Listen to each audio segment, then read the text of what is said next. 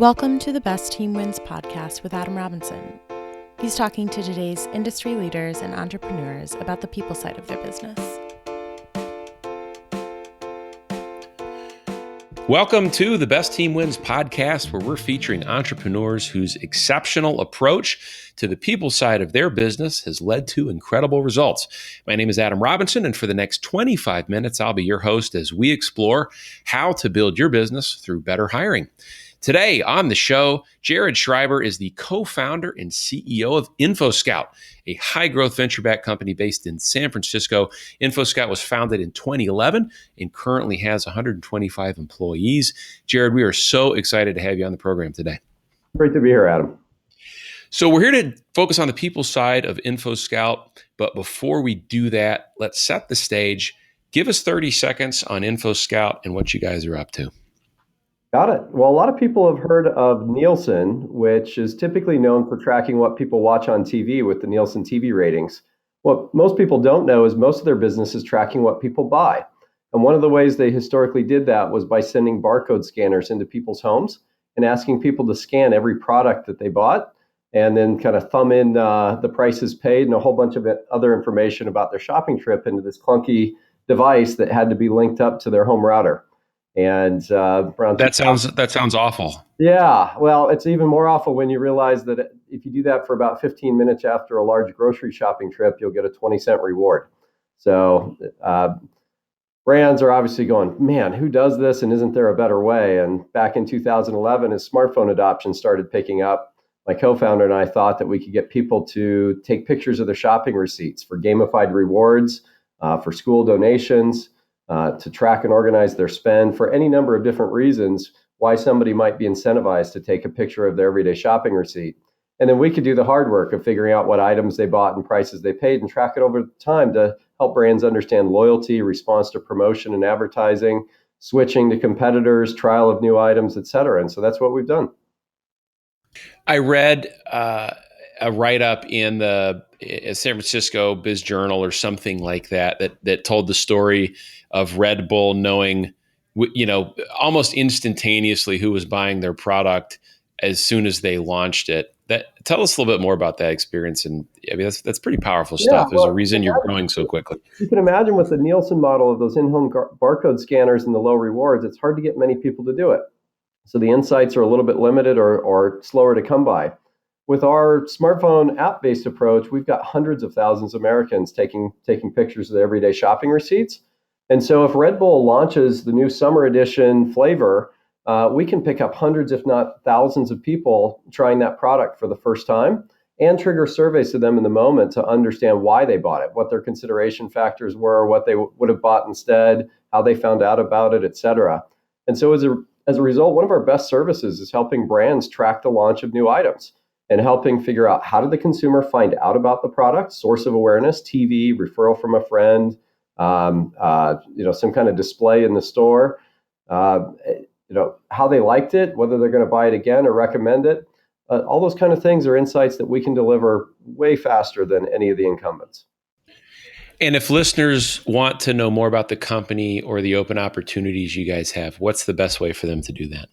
Just Google InfoScout. We're all over the place. You'll see it on our website. We've got a blog. We've got a careers page. You name it. But you'll find us at InfoScout. Fantastic. All right, let's talk about the people side of your business. I want to go all the way back to 2011. And you and the founding team had the genesis of the idea. You start doing what you're doing, and you get to the point where you want to scale beyond the founders. Tell us about that first hire. What was the job? How did you know you needed it? And take us through, from what you can remember, the process for picking that first person. Wow. Well, I wish I could say we got off to the right start on that front. We needed an Android engineer desperately to bring our first app to market. Between my co-founder and a quasi third co-founder who worked nights and weekends with us, we could build the iOS app, but we needed somebody to help on the Android side. And in desperation, we just kind of made a rash decision. And we ended up regretting that for quite a long time afterwards, to be frank. And I think that was one of those experiences that helped us realize you know what, there's no substitute for making the right hire. You just can't rush it. Even if you're desperate and feel like the deadlines are looming and you just have to get a body in the seat and get it done, it's something that you'll regret later if you don't make the right hire. And without getting anyone in trouble, if you were to categorize the reason it was a mishire, would you say that was a skill mismatch or a culture mismatch? Culture, without a doubt. I think the person was capable of doing the work within a box or a set of confines, um, given enough direction, but how they went about it, ability to collaborate, ability to think outside that box in a broader perspective as we were trying to scale a relatively complex business from zero, none of those things were there. Okay. I imagine the process has changed over the last 7 years.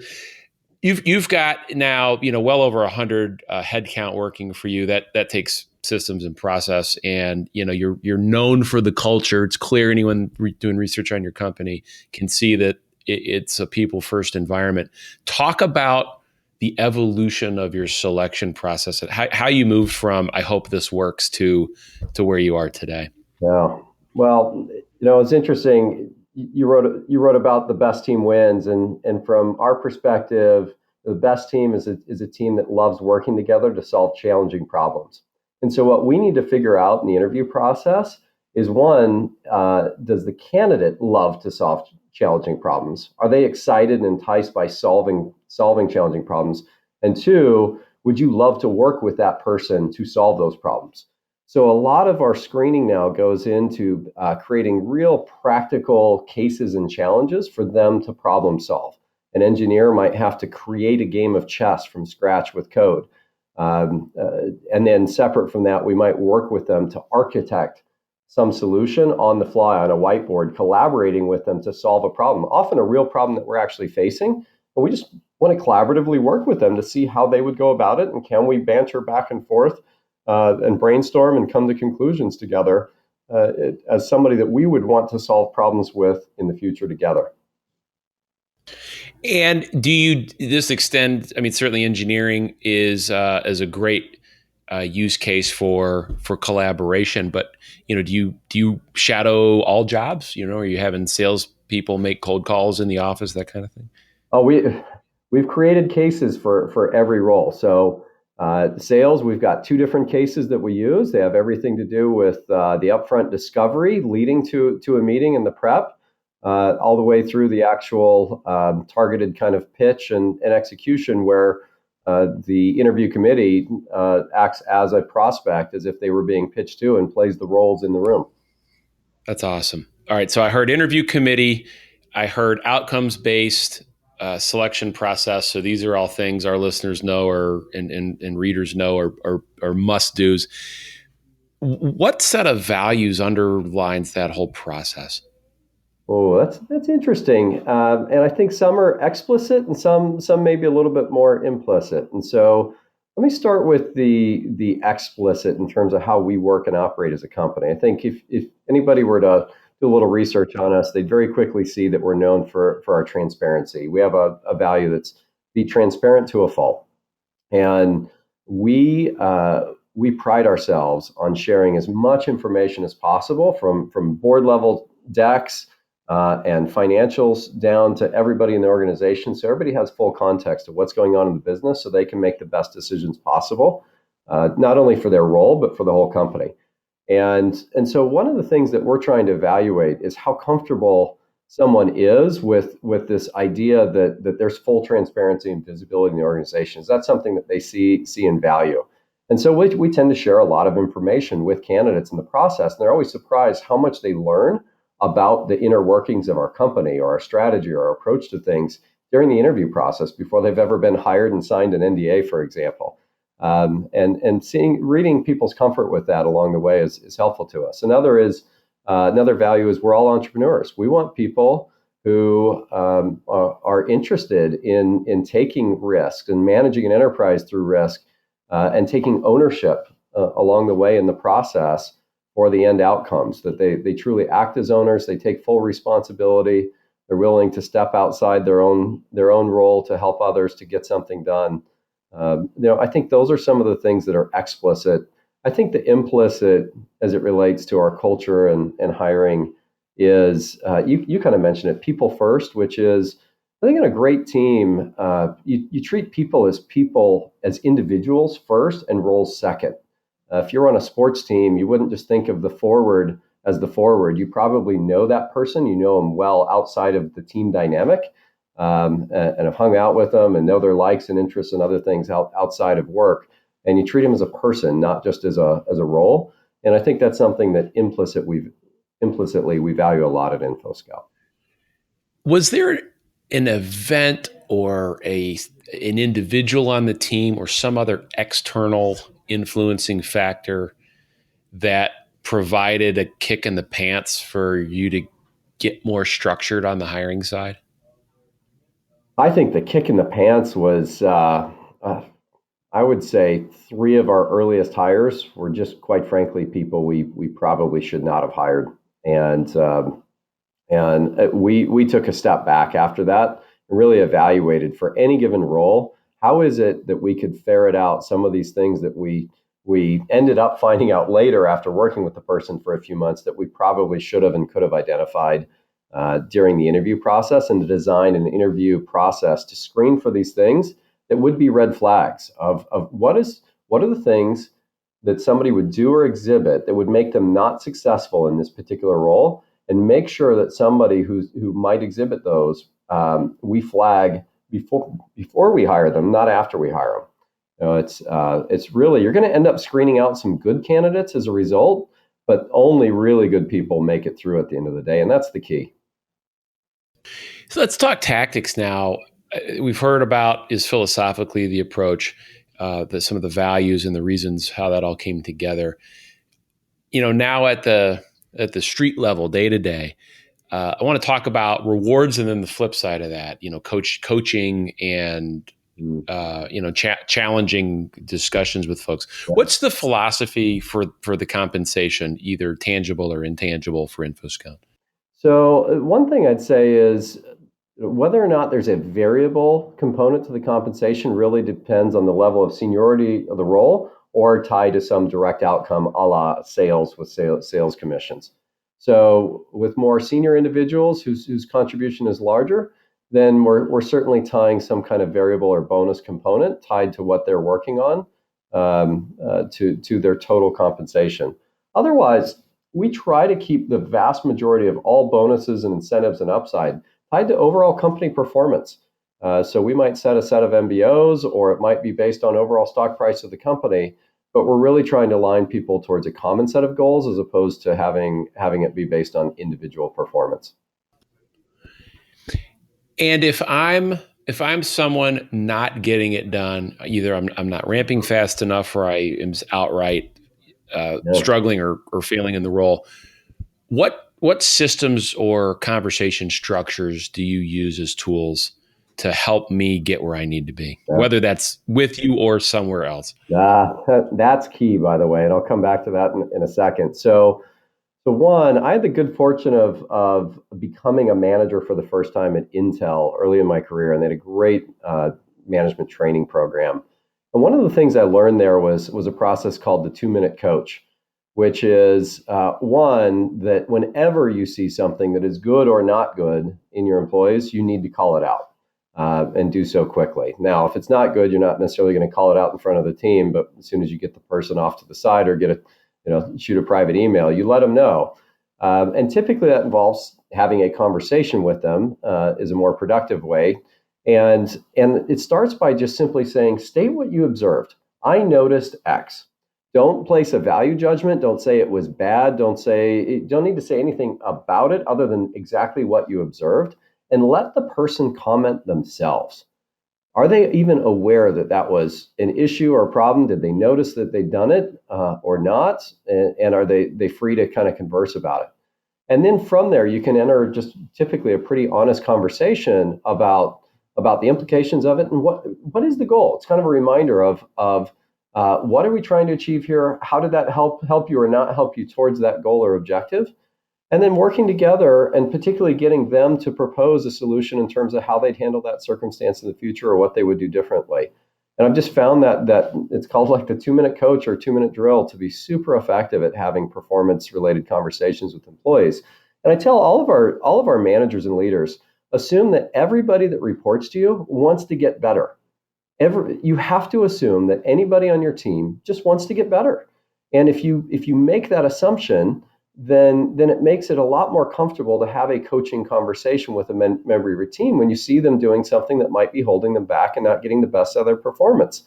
And if the team member knows that that's expected, that hey, we assume you want to get better, so we're going to tell you when we see you doing something that we think is holding you back, it makes these conversations happen a lot more naturally and a lot more positively and constructively.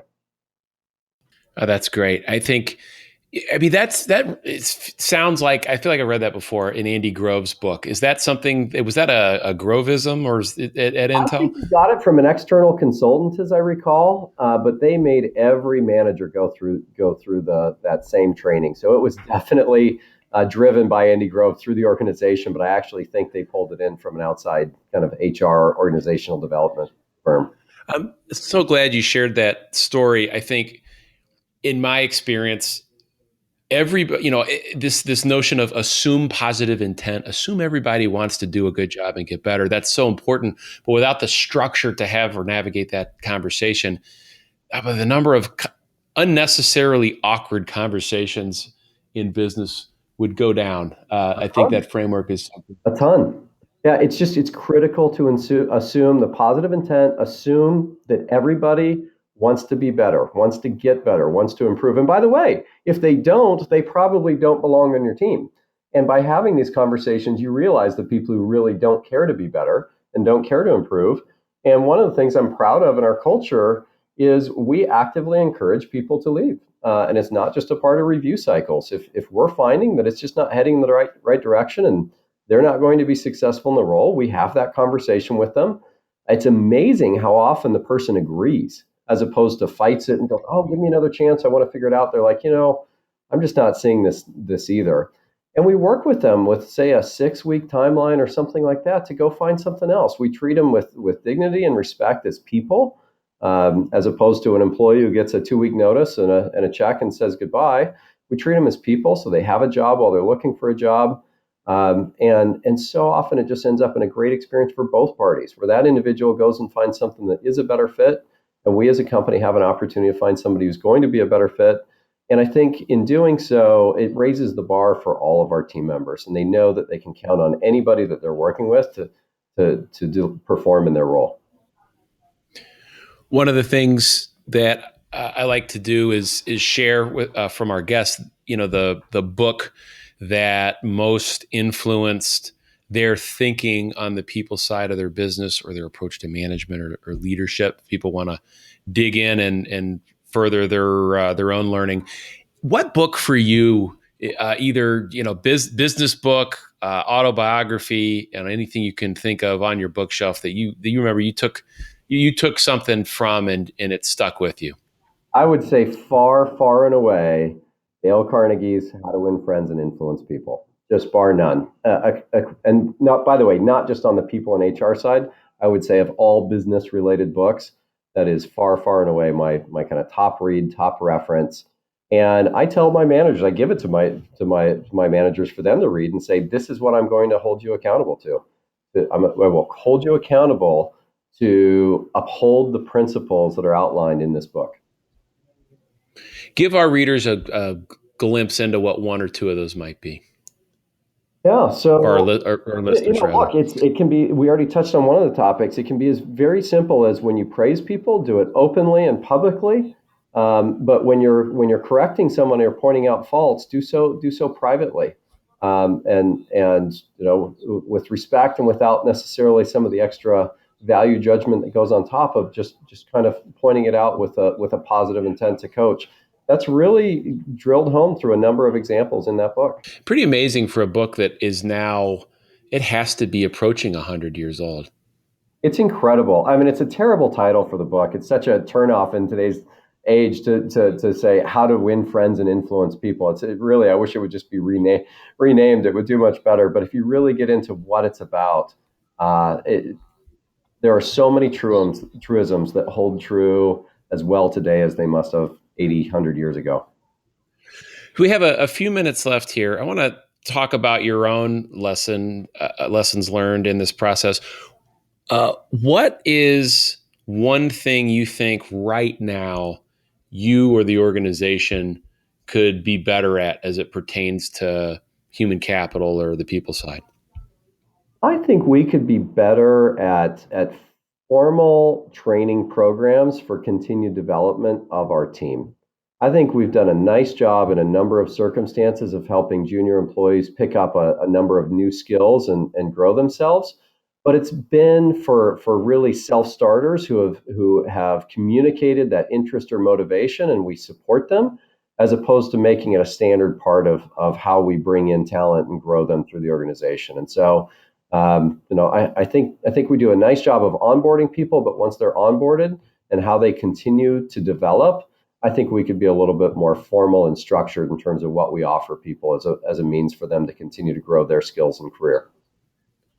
As a follow-up to that, do you have full-time learning and development on staff now, or is that an aspirational hire for you? That would be an aspirational hire for us. At 125, 150 people now, not quite there, but I think we are rapidly approaching to where that kind of hire would make sense for our organization.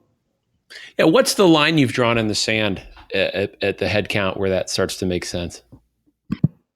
I'm not sure I have a line in the sand. I think it's just through as we continue to grow and we identify additional resource needs in the organization. It's carefully listening, not necessarily to exactly what gets said, but sometimes reading between the lines of where are we leaving opportunities on the table? Where are we struggling? Where are we not getting full leverage out of our team and talent? And as we see that it has to do, boy, I wish somebody could have stepped up or knew about this or had these skills. As those conversations happen more and more, I think that's going to be the trigger for us. And, final question here. If you were back on the show in a year and telling us about whether or not you successfully tackled the single biggest people or culture related issue or opportunity that you have in front of InfoScout today, what would you be telling us happened? Oh boy. I think this would be a story where we're having to build out a middle layer of management as we grow, quite frankly. We're just hitting a new scale now where I think the story would be that we successfully identified a number of team members who were ready to step up and build and manage their own teams, and that they were successfully armed with the tools to not only kind of recruit and hire the right kind of talent, but to build high-performing teams themselves, the kind that they had been a part of when they started at InfoScout. Ladies and gentlemen, that's the final word. You've been learning from Jared Schrieber, co-founder and CEO of InfoScout. Jared, thank you so much for being with us today. My pleasure. Thanks a lot, Adam. And that's a wrap for this week's episode of the Best Team Wins podcast, where we're featuring entrepreneurs whose exceptional approach to the people side of their business has led to incredible results. My name is Adam Robinson, author of the book, The Best Team Wins, which you can find online at www.thebestteamwins.com. Thanks for tuning in, and we will see you next week.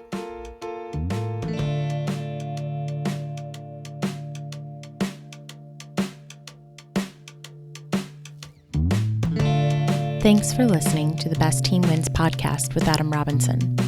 You can find out more information about Adam and his book, The Best Team Wins, Building Your Business Through Predictive Hiring, at thebestteamwins.com.